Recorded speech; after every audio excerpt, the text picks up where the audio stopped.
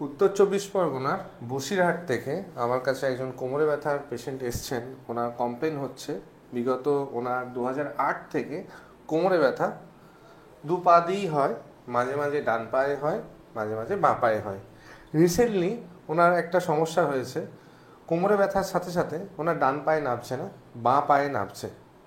আমরা যখন এমআরআই করাই তখন দেখতে পাই যে ওনার ক্যানাল ডায়ামিটার 4.5 হয়ে গেছে L5S1-এ, এবং ওনার একটা সেন্ট্রাল ক্যানাল স্টেনোসিস হয়েছে।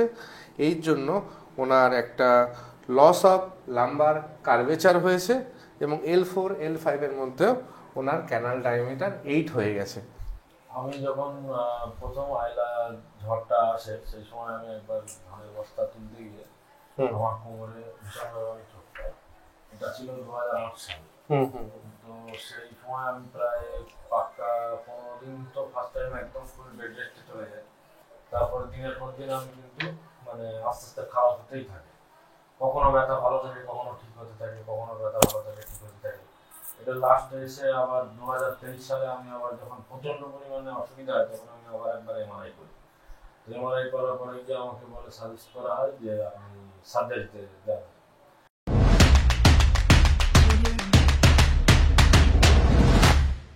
আমরা এমআরআইয়ের সাথে সাথে ওনার একটা এক্সরেও করেছিলাম। এই এক্সরেতে দেখতে পাচ্ছি ওনার L4 L5-এর মধ্যে একটা রিডাকশন অফ ডিস্ক স্পেস হয়েছে।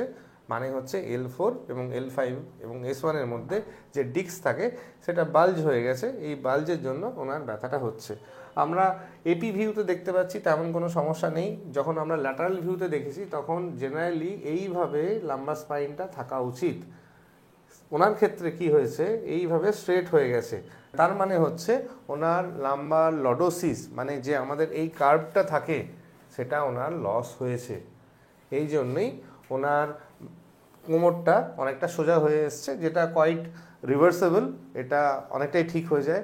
এটা জেনারেলি হয় কোমরের মাংসপেশি যদি আপনার খুব টাইট থাকে, স্প্যাজমে চলে যায়, তখন লস অফ লাম্বার লডোসিস হয়। তাই লাম্বার লডোসিস রিকভারি করা খুবই ইজি। আমাদের এই দুটো গোল অংশকে এসআই জয়েন্ট বলে। লাম্বার স্পাইন আমাদের এইভাবে সোজাভাবে থাকে।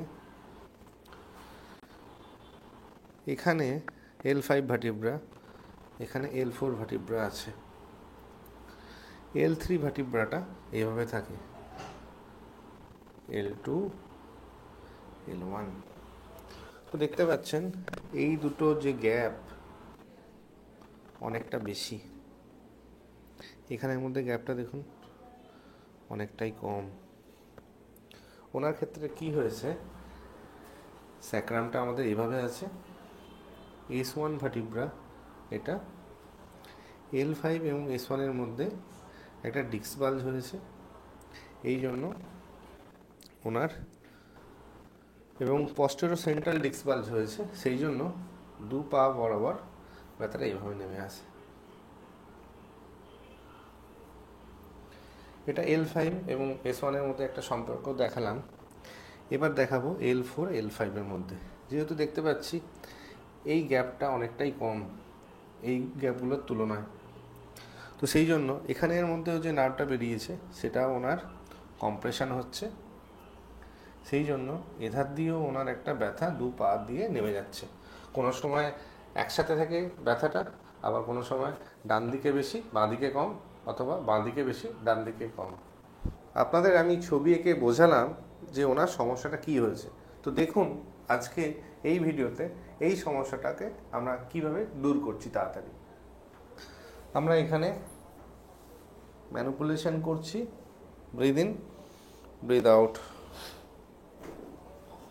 আরেকবার breathe in breathe out, breathe in breathe out, আরেকবার ব্রিদ ইন ব্রিদ আউট। আমাদের অলরেডি ক্লিক হয়ে গেল প্যাটেলায়। বডির যে নর্মাল অ্যালাইনমেন্ট থাকে সেই অ্যালাইনমেন্টটাকে আমরা এইভাবে কারেক্ট করছি।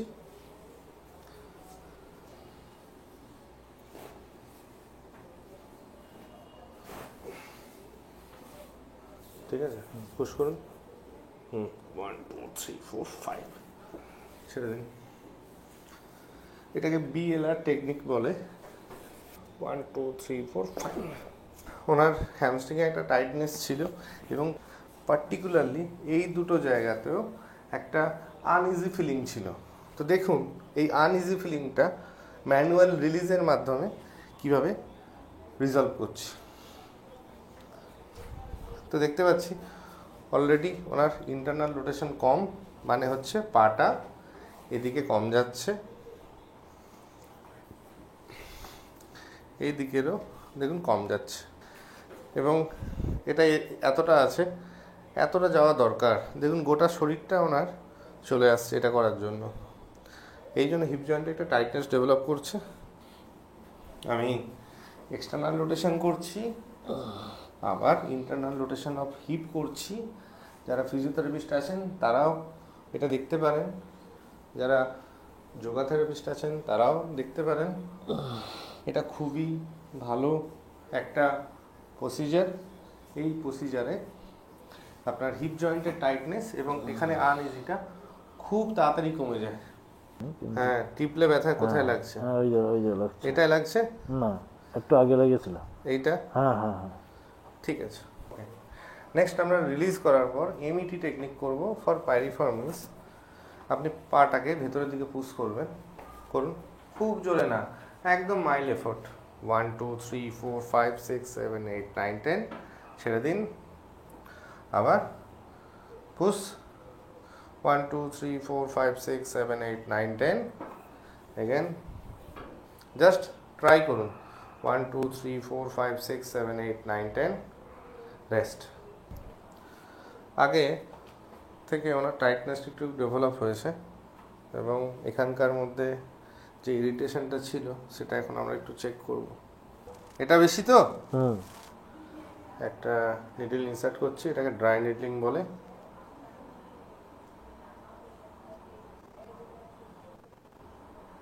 কাঁপলে বলবেন একটু। হ্যাঁ,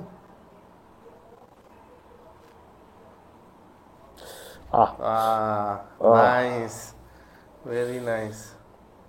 অতটা কি আর কষ্ট হচ্ছে? না। রাইট। আমরা এবার ট্রিটমেন্টটা করার পরে দেখব পাটা কতটা যাচ্ছে। আগে থেকে ডেভেলপ হয়েছে, এখনও টাইটনেসটা পুরোটা যায়নি। আরেকবার ইন রেঞ্জে গিয়ে ফার্স্ট এই পায়েও দেখতে পাচ্ছি ওনার পাটা অনেকটা রেস্ট্রিকশন এবং অনেকটা বেশি বাইরের দিকে আসছে না। সেই জন্য গোটা বডিটা আমি যখন বাইরে বেশি নিয়ে যাচ্ছি তখন বডিটা দেখুন রোটেট হয়ে যাচ্ছে। এটাকেও বেটার করতে হবে। সেম প্রসিজারে আমরা প্যালপিট করে দেখে নেবো এখানে কোনো ব্যথা আছে কিনা। আছে ব্যথা? না। এখানে এখানটা আছে না?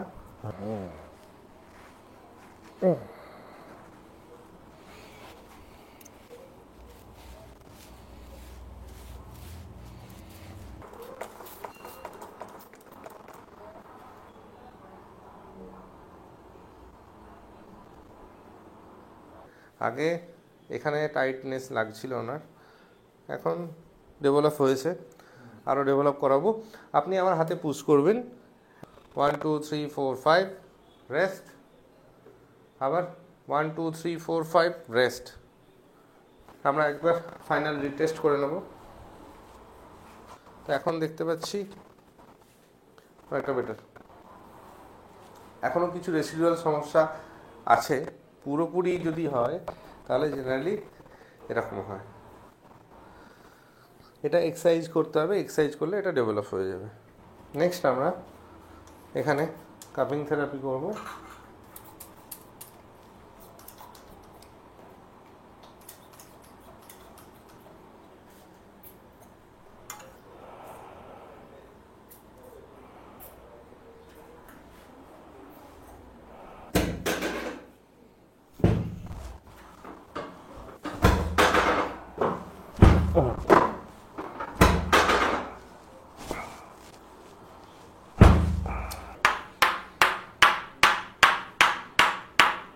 শুয়ে যান, আবার শুয়ে যান। নেক্সট আমরা ম্যাকেনজি এক্সটেনশন এক্সারসাইজ করব। হ্যাঁ, বাহ। আবার ছেড়ে দিন। নাইস। আবার। Nice, very good.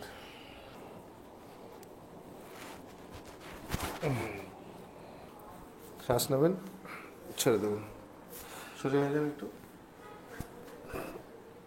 শ্বাস নেবেন, আবার ছাড়বেন। নাইস। আচ্ছা, শ্বাস নেবেন, ছেড়ে দেবেন, শ্বাস নেবেন, ছেড়ে দেবেন।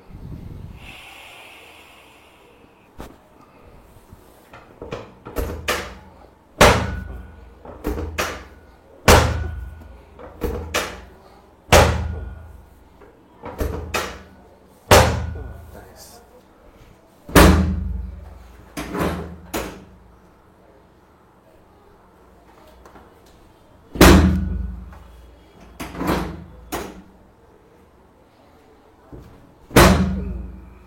আগে আপনি যখন ট্রিটমেন্টে আমার কাছে আসেননি, বাড়িতে কতটা হাঁটতে পারতেন? বাড়িতে তো আমি মোটামুটি ধরে রাখেন 30 পা হাঁটলেই আমার আস্তে আস্তে পেন আচ্ছা, এখন আজকে যখন আমার কাছে এসেছেন তখন আপনি কতটা হেঁটেছেন? তার আগে আমি অন্তত কিছু না 2000 পা মতন কাছাকাছি হাঁটা। 2000 পা। আচ্ছা, সেটা তো আপনি ঘড়ি দেখে নিশ্চয়ই বলেছেন। হ্যাঁ, হ্যাঁ। আন্দাজ 10 মিনিট 15 মিনিট হেঁটেছেন? হ্যাঁ, 10 মিনিট তো আরামসে। আজকে আমার এই 5 দিনের পড়লো, তো আমি ওভারঅল যা এই 5 দিনের এক্সপিরিয়েন্স, আজকে আমি যা অনেকটা দুপুরে হাঁটাহাঁটি করলাম, তাতে আমি দেখছি অনেকটা এই সমস্যাটা আগের থেকে একটু কম হয়েছে। অন্তত বলবো না যে একেবারে পুরোপুরি 100% সঠিক হয়েছে, তো মোটামুটি আমি ধরে রাখেন 50 to 55% এখন আমার মোটামুটি অনেক আগের থেকে ভালো। তো ওনার আমি বলেছি যে এই চিকিৎসাটা কয়েক মাস ধরে হবে, আপনাকে অল্প সময় আমাকে দিতে হবে, মানে 10 থেকে 12টা দিন দিতে হবে, কিন্তু অনেক দিন ধরে আপনাকে আসতে হবে এবং আমার সাথে একটা ফলো আপে থাকতে হবে, তাহলে এটা অনেকটাই রিজলভ সম্ভব। এই চিকিৎসার সাথে সাথে ওনাকে কটা বাড়িতে এক্সারসাইজও দিয়েছি, যেগুলো উনি খুবই ভালোভাবে করছেন।